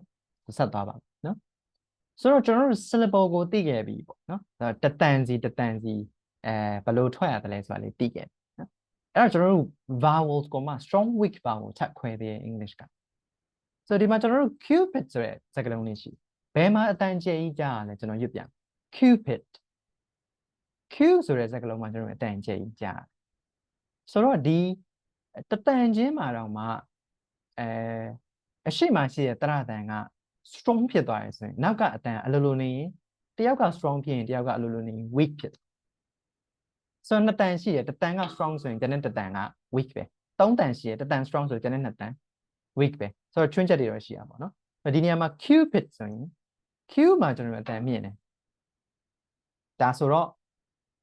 ဥဆိုတဲ့ sound က strong power ဖြစ်တာဖြစ်က weak power ဖြစ်တာဒါကျွန်တော်စကားလုံးမှာပေါ့နော် okay ဆိုရင်အဲ့ဒီစကားလုံးတင်လာဆိုတော့မဟုတ်ဘူး strong weak ကဘယ်မှာလဲရှိလဲဆိုရင် sentence တွေမှာလည်းရှိကျွန်တော်ဒီမှာဆိုရင်နမူနာဖတ်ပြနော် I have to go to London tomorrow I have to go to London tomorrow have go learn more အဲ့ဒီအနီအောင်ပြထားတဲ့စကားလုံးတွေအကုန်လုံးက strong vowels တွေဖြစ်တယ်နော်တတန်ချင်းစီကလည်းမြင့်နေတယ်လို့အဲ့လိုစကားလုံးထဲမှာရှိတဲ့တတန်ကလည်းမြင့်ဒါပေမဲ့ပုံတွေတော့မရှိဘူးအများအားအရှိမမြင့်မယ်လို့မရှိဘူး tomorrow more မှာလာမြင့်နော်ဆိုတော့စာကြောင်းတွေမှာပါအတန်အနှိမ့်မြင့်နေပါ stress တွေပါနော် stress ရဲ့သဘောမှာကျွန်တော်ပြောပြီးသားအတန်ကို greater force အားပြင်းပြင်းနဲ့ထွက်အဲ့ strong လို့ပြောတာ I have to go to London tomorrow. Anyway, you know, our side to be my twelve then. Stress to be my peony. Essentially, by English is a stress language. The English saga stress languageဖြစ်တယ်။အတန်အဲ့ဒီလိုအားစိုက်ထုတ်ပြီးမှထွက်ရတယ် strong vowel weak vowel ရှိတဲ့ဘာသာစကားဖြစ်သွားတယ်။အတန်အနှိမ့်အမြင့်နေပေါ့နော်။အဲ့ဒီလိုမျိုးတွေထွက်ပြီးပြောရတဲ့ဘာသာစကားဖြစ်သွားပါတယ်။ Okay ကဲဆိုတော့ကျွန်တော်တို့ဒီမှာလည်း reset ပြောခဲ့ပါပြီပေါ့နော်။ကျွန်တော်ဒီမှာကျွန်တော် recap လေးနည်းနည်းပြန်လုပ်အောင်ပေါ့ English pronunciation နဲ့ပတ်သက်ပြီးတော့ so alphabet စုစုပေါင်းဘယ်နှခုရှိလဲဆိုရင်အခရာ26ခုရှိပါတယ်မလောက်ဘူးကျွန်တော်တို့အခရာ26ခုနဲ့ English မှာထွက်နေတဲ့အတန်တွေကအများကြီးပဲပိုတယ်အဲ့တော့ဘာလုပ်ရလဲဆိုတော့အခရာမလောက်တော့အခရာတွေထွင်တယ်ပေါ့နော်ဒီမှာ letter song correspondence မဖြစ်ဘူးမညီဘူး cu လို့ရေးပေမဲ့အပေါ်က k အောက်က q မတူဘူးအတန်ဆိုတော့ကျွန်တော်တို့ထပ်ထွင်ရတယ်ထွင်တော့ဒီမှာကျွန်တော်တို့ဒီ phonetic chart ပေါ့နော်ရေးရနောက်စုစုပေါင်းအတန်ဒီ phonetic chart အရာ English မှာသုံးတဲ့အတန်အကုန်လုံးဘယ်တန်ရှိလဲဆိုတော့44တန်ရှိ Okay ဆိုတော့နောက်အဆုံးတန်တွေကဘာတန်တွေဖြစ်တယ်လဲဆိုတော့ဒါကတော့ကျွန်တော်ပြောပြီးသား letters and sound မှာပြန်ကြည့်တော့နော်အဲ့ဒီမှာအဆုံးတန်လေးတွေကဘီးတန်လည်းဖြစ်နိုင်တယ်လို့တရတန်လည်းဖြစ်နိုင်တယ် syllable တစ်ခုချင်းစီရဲ့အဆုံးတန်လေးတွေက q ဦးဆိုတဲ့တရတန်နဲ့စုံတယ် pid death ဆိုတဲ့ဘီးတန်နဲ့စုံတယ်ဆိုတော့အဲ့ဒီမှာအဆုံးတန်လေးတွေကဘီးတန်ရောတရတန်ရောနှစ်မျိုးစလုံးဖြစ်နိုင်နေတယ်ဒါတစ်ချက်နောက်တော့ကျွန်တော်တို့ strong vowel weak vowels တွေရှိတယ် q ဆိုပြီးမှတတန်ကိုကျွန်တော်တို့မြင့်ပြီးမှပြောရတယ်အဲ့တော့ကျန်တဲ့ကောင်ကလိုနေ weak ဖြစ်သွားတယ်ဒါတစ်ချက်ဆိုတော့ English is a stress language ဆိုတော့အတန်အားစိုက်ထုတ်ပြီးမှညွတ်ရတဲ့ဘာသာစကားဖြစ်တယ်မြန်မာဘာသာစကားနဲ့ကွဲတာကတော့မြန်မာဘာသာစကားက stress language မဟုတ်ဘူး English က stress language ဖြစ်တယ် Okay ဆိုတော့ဒါကတော့ဒုတိယပိုင်းအဆုံးဖြစ်ပါတယ်ကဲဆိုကျွန်တော်ကိုမေးစရာလေးတွေရှိတယ်ဆွေးနွေးစရာတွေရှိတယ်ဆိုလို့ရှိရင် note မှာရေးလို့ရတယ် comment မှာဒါမှမဟုတ်လို့ရှိရင် like section မှာပြန်ပြီးတော့မှမေးလို့ရပါတယ်နော် Okay ကဲဆိုလို့ရှိရင်တော့ဒီမှာကျွန်တော်တို့ဒုတိယအပိုင်းတစ်ပိုင်းပြီးပါတယ်အဲဆိုနောက်ထပ်တတိယအပိုင်းကိုဆက်ပြီးတော့မှသွားပါမယ် Okay လိုအပ်လို့ရှိရင်ဗီဒီယိုခဏရပ်ပြီးတော့မှဆိုခန္ဓာကိုယ်အညောင်းညာဆန့်လို့ရပါတယ်နော်ဆိုဒါဆိုကျွန်တော်ဆက်ပြီးတော့မှကြည့်လိုက်ပါမယ်လိုရင်တော့ဗီဒီယိုခဏရပ်ထားပါဆိုတော့ဒီမှာကျွန်တော်တို့အရေးကြီးတဲ့နောက်တစ်ပိုင်းလာပါတယ် so key comparison of the nature of English and Burmese pronunciation so English နဲ့ဗမာမြန်မာစကားရဲ့အတန်အတွက်သဘောတဘာဝတွေကိုရှင်းကြည့်မယ်ပေါ့နော်ဒါဆိုကျွန်တော်ကြည့်အောင်ပါဒီမှာတော့ကျွန်တော်ပုံမှန်အဖြစ်section ခွဲပြီးတော့မှဆရာမတွေကိုဆွေးနွေးခိုင်းနေရှိเนาะအဲတော့ဒီဟာကတော့ကျွန်တော် video lesson ဖြစ်တဲ့အတွက်ကြောင့်ဆွေးနွေးဖို့အတွက်ကအခက်အခဲရှိတယ်အဲ့ဒီတော့ video pause လုပ်ပြီးတော့မှကိုယ်တိုင် note ချရေးတာစဉ်းစားတာပဲပို့ပြီးတော့မှကောင်းပါလိမ့်မယ်เนาะကဲဆိုကျွန်တော်တို့ key features နှစ်ခုစီကိုရှင်းကြည့်အောင်ပထမအနေနဲ့မြန်မာစာမှာအတန်80နဲ့အထက်ရှိတယ် English က44တန်ရှိတယ် ending sounds a vowel sound in Burmese မြန်မာရဲ့အဆုံးတန်မြန်မာစကားတွေရဲ့အဆုံးတန်တွေကတရတန် English မှာတော့ဘီးတန်ရောတရတန်ရောနှစ်မျိုးစလုံးဖြစ်နိုင်နောက်တစ်ခုမြန်မာဘာသာစကားကတတန်ဘာသာစကားအတက်အကျဖြစ်တဲ့တက်ကြတန်ဘာသာစကား English ကတော့ stress language အတက်အကျလုပ်ပြီးမှပြောရတဲ့အားစိုက်ထုတ်လိုက် short လိုက် strong weak ဖြစ်တဲ့အဲ့လို vowels တွေသုံးရတဲ့ဘာသာစကားနောက်တစ်ချက်letter sound correspondence မြန်မာစကားက letter sound correspondence ဖြစ်တယ်ဒါနောက်မှကျွန်တော်တို့ပြန်ပြီးပြောပါအောင်မယ်ဒီမှာတော့ English ကတော့ letter sound correspondence မဖြစ်ဘူး cu လို့သုံးပေမဲ့အတန်ကမတူဘူး k q ဒီလိုထွက်လို့ letter sound correspondence မဖြစ်ဘူးပေါ့နော်အဲ့တော့ကျွန်တော်မေးခွန်းလေးတစ်ခုပေးပါမယ်Which features of Burmese could be strengths and limitations in English pronunciation? စဉ်းစားဖို့နော် English အတန်တို့ထွက်နေတဲ့အချိန်မှာမြန်မာဘာသာစကားရဲ့ဘယ်ဝိသေသလက္ခဏာတွေကအားတာချက်တွေဖြစ်ပြီးဘယ်အချက်တွေကအားနည်းချက်တော့မဟုတ်ဘူးပေါ့နော်အကန့်အသတ်လေးတွေဖြစ်သွားတယ်ဒါလေးကျွန်တော်စဉ်းစားပေးဖို့ဖြစ်ပါတယ်ဗီဒီယို pause လုပ်ပါဖြစ်နိုင်ရင်အချိန်ယူပါ10မိနစ်15မိနစ်ယူပြီးမှစဉ်းစားပါတစ်ချက်ချင်းစဉ်းစားပါအတန်80ရှိတယ်ဒါအားနည်းချက်လား sorry limitations လား strands လား now ending sound vowels ဖြစ်တယ်သူက bold sound ဖြစ်တယ်ဒါ strands လား limitations လားကျွန်တော်တို့ထွက်နေလို့ရှိရင်ဘယ်လိုလေးထွက်တယ်လဲကိုအတန်ထွက်တဲ့သဘောဝါးတွေပါအကုန်ရှင်ပြီးတော့မှစဉ်းစားဖို့ဖြစ်ပါတယ် video pause လုပ်ပါ take your time for about 15 minutes here အချိန်ယူပြီးမှစဉ်းစားပါဒီ section ကိုအချိန်ယူပါနော် okay ဆိုတော့ကျွန်တော်တို့ဒီမှာချိန်ယူပြီးပြီလို့ပဲကျွန်တော်တို့ယူဆလိုက်ပါမယ်နော်ဒီမှာဆက်ပြီးမှပဲကျွန်တော်ဆွေးနွေးသွားပါမယ်ကျွန်တော်ကဒါတော့ကျွန်တော်ရဲ့personal perspective ပေါ့နော်တချို့ကိုကမတူတဲ့အမြင်တွေရှိရင်လည်းဆွေးနွေးပေးလို့ရတယ်နော် comment မှာဒါမှမဟုတ်လို့ရှိရင် live session တွေမှာဆွေးနွေးပါမြန်မာဘာသာစကားကအတန်80နဲ့အထက်ရှိတဲ့အတွက်ကြောင့်ကြွက်သားလှုပ်ရှားမှုပိုများတယ်ဆိုတော့ဒါကတော့ကျွန်တော် strength လို့ထင်ဆိုတော့ English က44ခုပဲရှိတယ်ဆိုတော့ဒီ master button 44ခုရွှေ့နေရတဲ့ဘာသာစကားကိုကျွန်တော်တို့အတန်80နဲ့ထက်ရွှေ့နေရတဲ့ဘာသာစကားကမပြီးဘူးဆိုတာမဖြစ်နိုင်ပါဘူးเนาะဆိုတော့ကြွက်သားကျွန်တော်တို့ကတော့ပို့ပြီးမှလှုပ်ရှားရတယ်ဒါအားသာချက်နောက်တစ်ချက် ending sounds of vowel sound both sound ဆိုတော့ဒီမှာတော့ကျွန်တော်တို့ limitations လို့ပဲယူဆလိုက်မြန်မာအကြောင်းသားတွေကဒီနေရာမှာအတန်ထွက်ရင်မြန်မာဘာသာစကားရဲ့လွှမ်းမိုးမှုကြောင့်တရတန်နေနဲ့ပဲစုံတယ်English ကအဲ့လိုမဟုတ်အဆုံးတန်ကဘီးတန်တွေလည်းပါနေအဲ့ဒီဘီးတန်တွေကိုကျတော့မြန်မာကျောင်းသားတွေကမထွက်ကြတော့လေဒါကြောင့်ကျွန်တော်တို့ကဒီ check လေးကိုကျွန်တော် limitations လို့ပဲပြောလိုက်နော်ဟိုလို limitation ပြောအောင်မဟုတ်နော် English စာအတန်ထွက်တဲ့အချိန်မှာအကန့်အသတ်လေးဖြစ်နေတာပေါ့နော်ဒါလေးအခက်ခဲလေးတွေဖြစ်နေတာနောက်တစ်ချက်အနေနဲ့ကတော့ one sound language tonal language ဒါလည်းကျွန်တော်တို့ limitations လို့ပဲယူဆလိုက်တယ်မြန်မာဘာသာစကားကအတန်အတက်အကျပြောင်းတာနဲ့အဓိပ္ပာယ်ပြောင်းတဲ့အတွက်ဘယ်မြန်မာကမှအတန်အတက်အကျအနေမြင့်နဲ့မပြောရင်အဓိပ္ပာယ်လွဲမှာဆိုတော့အဲ့ဒီဘာသာစကားသဘောတူအောင်ရဲ့လွှမ်းမိုးမှုကဘယ်မှာပါလဲဆိုတော့ English အတန်အတွက်မှာလာပါတယ်အဲ့တော့ခက်တာအဲ့မှာ English က stress language အဲ့တော့မြန်မာကျောင်းသားတွေ English စကားပြောရင် stress မပါအတန်အနေမြင့်နဲ့မပြောတော့ဘူးနော်ဒါလည်းအပြစ်မဟုတ်ဘူးကိုမိခင်ဘာသာစကားရဲ့သဘောတူအောင်လာပြီးလွှမ်းမိုးနေတာပေါ့ဒီ check လေးရှိဆိုတော့နောက်တစ်ခုအနေနဲ့က letter sound correspondent ဖြစ်တယ် English ကတော့ letter sound correspondent မဖြစ်ဘူးဆိုတော့ဒါကိုတော့ကျွန်တော် strength လို့ပဲယူဆလိုက်တယ်မြန်မာဘာသာစကားကစကားလုံးကိုကြည့်သင်္ကေတတွေကိုကြည့်ရေးထားတဲ့စလုံးကိုကြည့်တာနဲ့အတန်တန်းထွက်လို့ရတယ် English ကတော့ရေးထားတဲ့စကားလုံးကိုကြည့်တာနဲ့အတန်တန်းထွက်လို့မရဘူးအဲ့တော့ IPA နဲ့ဆိုရင်တော့ရတာပေါ့လေနော်ဟိုရိုးရိုး ABCD alphabet ရိုးရိုး alphabet နဲ့ဆိုရင်တော့မရဘူးပေါ့နော် IPA alphabet တွေနဲ့ဆိုရင်တော့ရသွားတာပေါ့ကဲဆိုတော့ဒါက IPA alphabet လောက်တယ်ဆိုတာကလည်း letter sound correspondence ဖြစ်ချင်လို့ကိုတတ်ထပ်ပြီးထွင်ထားရတာပေါ့နော်ဆိုတော့ IPA နဲ့ဆိုလို့ရှိရင်တော့ letter sound correspondence ဖြစ်တယ်လို့ပြောလို့ရတယ်ရိုးရိုး ABCD အဲ့ဒါနဲ့ဆိုရင်တော့ letter sound correspondence မဖြစ်ဘူးပေါ့နော်ဒါမျိုးလေးကျွန်တော်တို့ပြောကြပါဦး okay ကဲဆိုတော့ကျွန်တော်ထပ်ပို့ပြီးတော့မှပြည့်စုံဆွေးနွေးနိုင်တဲ့အကြောင်းအရာတွေရှိမယ်နော်ပို့ပြီးတော့မှကိုလေ့လာထားတဲ့အပိုင်းတွေရှိတယ်ဆိုရင် comment မှာဝင်ဆွေးနွေးပေးလို့ရတယ် live section မှာတွေ့လို့ရှိရင်ကျွန်တော်ကိုထပ်ပြီးမှဆွေးနွေးပေးလို့ရတယ်ကျွန်တော်ဖြည့်ဆွတ်ပေးလို့ရပါတယ်နော် okay ကဲဆိုလို့ရှိရင်ကျွန်တော်ဒီမှာ key comparison ဒီမှာပဲပြီးပါတယ်ပေါ့နော်ဆိုရင်ကျွန်တော်တို့နောက်ထပ်စရုပ်ထားမြတ် section လေးတစ်ခုကိုဆက်ပြီးသွားပါမယ်ဒါဆိုရင်ဟုတ်ပါပြီကျွန်တော်တို့English pronunciation မှာ IPA တွေပြန်ပြီးတော့မှလေ့လာရတော့မယ်ဆိုတော့ကျွန်တော်သိပါပြီပေါ့နော်ဒါဆိုကျွန်တော်တို့ဘယ်လိုမျိုးလေ့လာကြရမလဲဒီမှာဘာကြောင့်ကျွန်တော်လေ့လာရမလဲဆိုတာလေးပါကျွန်တော်ထည့်ပေးထားတယ်ဘယ်လိုလေ့လာရမလဲဘာကြောင့်လေ့လာကြမလဲဘာလို့တစ်ချက်ဘာကြောင့်ဆိုတာလေးကိုကျွန်တော်အရင်စဉ်းစားပေးရင်တော့ကောင်းတယ်ပေါ့ခင်ဗျာ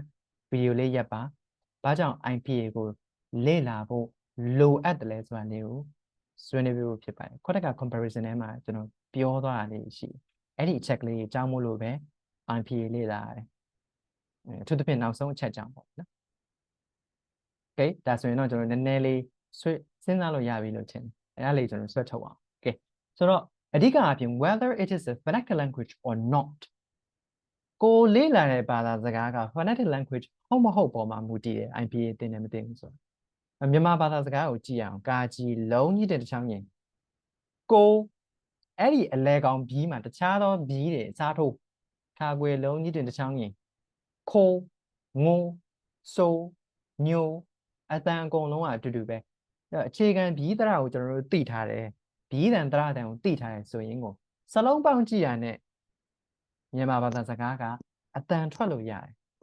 အဲ့ဒီလိုဘာသာစကားမျိုးကျွန်တော်တို့ phonetic language လို့ခေါ်တယ်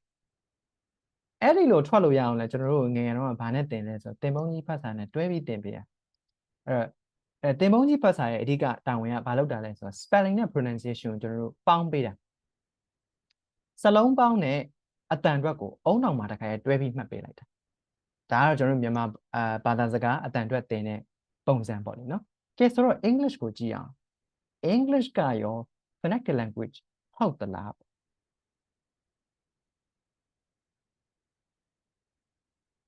No, English is not a phonetic language. They are somewhat phonetic. တချို့တလေတော့တူတယ်ဒါပေမဲ့တချို့တလေကြတော့လည်းမတူမြန်ဥပမာအဖြစ် CUP cut CUT cut ဒီမှာတော့ CUC ကအတန်တူနေတယ်ဒါပေမဲ့အောက်ဆုံး CUPID cupid အောက်ဆုံးတန်ကြတော့မတူပြန်အဲဆိုတော့အဲ့မှာ somewhat phonetic စကားလုံးကိုကြည့်ပြီးတချို့နေရာမှာဖတ်လို့ရတယ်တချို့နေရာဖတ်လို့မရအောင်အဲ့လိုဖြစ်နေတော့ဘာလုပ်ရလဲဆိုတော့ကျွန်တော်တို့ phonetics လေ့လာရပါဒါကဘာကြောင့်ကျွန်တော်တို့ IPA လေ့လာရဲဆိုတော့အချက်တစ်ချက်ဖြစ်တယ် letter sound correspondent မဖြစ်နေဘူးတခြားသောအချက်တွေလည်းရှိမှာပေါ့နော် IPA လေ့လာခြင်းအချက်တွေအဲဆိုတော့ကျွန်တော်တို့ဒီလောက်ပဲစဉ်းစားမိထားပါတယ်ဒီထက်ပိုပြီးမှပြည့်ပြည့်စုံစုံစဉ်းစားနိုင်ရင်လည်းဆွေးနွေးပြလို့ရတယ်နော်ဆိုတော့ဒါကြောင့်ကျွန်တော်တို့ဒီမှာ IPA chart ကိုသုံးပြီးမှ IPA တွေသင်ရပါတယ်နော်ကဲဆိုတော့ဒီမှာပဲကျွန်တော်တို့discovery အပိုင်းပေါ့လေနော်ဆက်ပြီးတော့မှသွားပါမယ်ဒါဆိုကျွန်တော်တို့ဘယ်လိုမျိုး approach လုပ်မလဲ IPA ကိုကျွန်တော်ဘယ်လိုသင်မလဲပေါ့ကျွန်တော်ကိုယ်တိုင်ကအင်္ဂလိပ်စာသင်နေတဲ့ဆရာတယောက်ဖြစ်တယ်ပြီးရင်ကျောင်းသားတွေကလည်းကျွန်တော် pronunciation နဲ့ပတ်သက်ရင်အသေးအတန်ဆွေးနွေးတယ်ဆရာရဲ့ pronunciation is endless ပဲဘယ်တော့မှပြီးမယ်မထင်ဘူးနော်အဲ့ဒီလိုဖြစ်နေရဆိုရင်ဘာလုပ်ရမလဲဆိုတော့use a properly constructed pronunciation chart တည်တည်ချာချာ design ဆွဲထားတဲ့ pronunciation chart ကိုသုံးရပါတယ်ဥပမာဒီလို chart မျိုးပေါ့နော်ကျွန်တော်ဒီမှာဆရာကြီး Adrian Underhill ရဲ့UK chart ပေါ့နော်သူကတော့ UK ရော US chart ကိုနှစ်ခုလုံးရှိတယ်သူရဲ့ website ကျွန်တော်တို့ UK chart ကိုယူထားပါတယ်တလစားတဲ့ဒီဆရာကြီးကအဲ့ဒီ IPA chart ကိုသူကိုယ်တိုင် design ဆွဲပြီးမူပိုင်ခွင့်တင်ထားတဲ့ဆရာကြီးဖြစ်တယ်နော်အခုဒီလည်းဆရာကြီးရှိပါသေးတယ် website ကတော့ adrianunderhill.com ပေါ့နော်အဲ့ဒီ website မှာလည်းဝင်ပြီးမှလေ့လာလို့ရပါတယ်ဒါဆိုနောက်တစ်ချက်ကြည့်အောင် now pronunciation is cognitively taught ကျွန်တော်ငယ်ငယ်ကလေးက pronunciation သင်ရတယ်ဆရာမတွေကဘယ်လိုသင်လဲရှေ့ကရွတ်ပြရဲနောက်ကလိုက်နာထောင်ရတယ်ဘယ်လိုပဲသင်သွားလဲဆိုတော့အုံနောက်ထဲမှာပဲလိုက်မှတ်ခိုင်းတယ် cognitively taught အဲ့လိုဖြစ်နေဒါပေမဲ့ pronunciation ကဘယ်လိုသင်ရမှာလဲ teach pronunciation physically like dance ကနေတယ်လို့ပဲကျွန်တော်တို့မြင်တာအောင်သင်ရမယ် pronunciation ပေါ့လေနော်ကဲဆိုတော့ကျွန်တော်တို့လာမယ့် section တွေမှာ pronunciation တွေဘယ်လိုမျိုးအတူတူလေ့လာကြမလဲဆိုတော့ like dance ပေါ့ကနေတဲ့အတိုင်းလှုပ်ရှားမှုတွေနဲ့ပဲသင်ကြမယ်နော်ဆိုတော့ဒါကတော့ဒီ pronunciation ကိုကျွန်တော်ဘယ်လိုမျိုးချင်းကပ်မလဲဆိုတော့ physically ချင်းကပ်မယ် now constructed pronunciation chart properly constructed pronunciation chart အဲ့ဒီဇာတ်ကွက်သုံးမယ်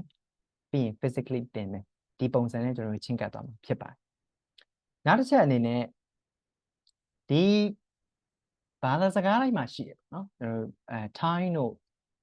တခြားသောဒီအာရှတပိုက်ကနိုင်ငံတွေဆိုအရန်သိတာသူတို့မိခင်ဘာသာစကားအရန်လွှမ်းမိုးတယ်ဘယ်ဘာသာစကားပြောင်းထွက်အဲ့ဒီမိခင်ဘာသာစကားရဲ့အတန်ထွက်တွေကလွှမ်းမိုးနေတာဒီ muscular grip တွေကြွက်သားတွေကခိုင်နေတာအဲ့ဒီလိုမျိုးလွှမ်းမိုးမှုတွေကို English pronunciation ပေါ့အင်္ဂလိပ်စာထွက်ရင်လွတ်မြောက်ဖို့အတွက် muscle button ဘယ်နှခုလိုလဲဆိုရင်၄ခုပဲလိုတယ်အင်္ဂလိပ်စာမြန်မာစာမှာတော့မှထန် grind ပရက်ထန်နေ grind နေအရှိထန်ဘဲထန်ဘဲ grind စသဖြင့်အတွဲလိုက်တဲ့အဲ့ဒီစကားသံပြည့်အင်္ဂါတွေမှတ်အများကြီးပဲဒါပေမဲ့ English က၄ခုပဲလိုတယ်အဲ့ဒီ၄ခုကတော့ your tongue your lips your jaw and your voice ပေါ့ဒီမှာရှိရအတန်ကျိုးအဲ့ဒီ muscle button ၄ခုပဲလိုတယ်ဆိုတော့လာမယ့် section တွေအကုန်လုံးမှာဒီကျွန်တော်တို့ muscle button ဒီ၄ခုကိုပဲတခြားသတိထားပြီးမှ pronunciation ကိုချင်းကပ်သွားမှာဖြစ်တယ်ဆိုတော့ဒီမှာကျွန်တော်တို့ discovery အပိုင်းပြီးပါတယ်နောက်ဆုံးတစ်ချက်အနေနဲ့ကတော့ practice ပေါ့နော်ကျွန်တော်အချိန်လဲတနားကြီးပြည့်ကန်နေပြီဆိုတော့နောက်ဆုံးတစ်ချက် practice ကလေးလုပ်ကြည့်အောင်ပေါ့နော်ဒါကျွန်တော်ဒီ section တွေမှာသင်မဲ့ပုံစံလေးဖြစ်တယ်ကြည့်အောင်အရင်ဆုံး key terms တွေပြောမယ်ကျွန်တော် key terms တွေမပြောခဲ့ရသေးလို့ပေါ့နော်အဲ့ဒီမှာကျွန်တော် phonology ပဲပြောလိုက်မယ် phonology ဆိုတာကတော့study of sound systems in a language and across language ပေါ့ဘာသာစကားတစ်ခုနဲ့တစ်ခုဒါမှမဟုတ်ဘာသာစကားတစ်ခုမှာရှိတဲ့ sound systems အတန်ဖွဲ့စည်းပုံစနစ်တွေကိုလေ့လာတာ phonology Now, I've articulation ကိုကြည့်အောင် articulation ဆိုတာ physical configuration of the vocal tract ဒီစကားသံပြည့်အင်္ဂါတွေဒီအတန်လမ်းကြောင်းအတန်ထုတ်တဲ့လမ်းကြောင်းတစ်လျှောက်မှာရှိတဲ့စကားသံပြည့်အင်္ဂါတွေရဲ့ရွေရှားပုံလှုပ်ရှားပုံတွေဒါတွေကိုသတ်မှတ်တာ configuration လောက်တာ articulation နောက်တစ်ခုအနေနဲ့ကတော့ articulative phonetics ပေါ့သုံးမှာကျွန်တော်တို့နောက် section တွေအကုန်လုံး articulative phonetics ကိုပဲသုံးသွားမယ် show how speech sounds are produced by the vocal organs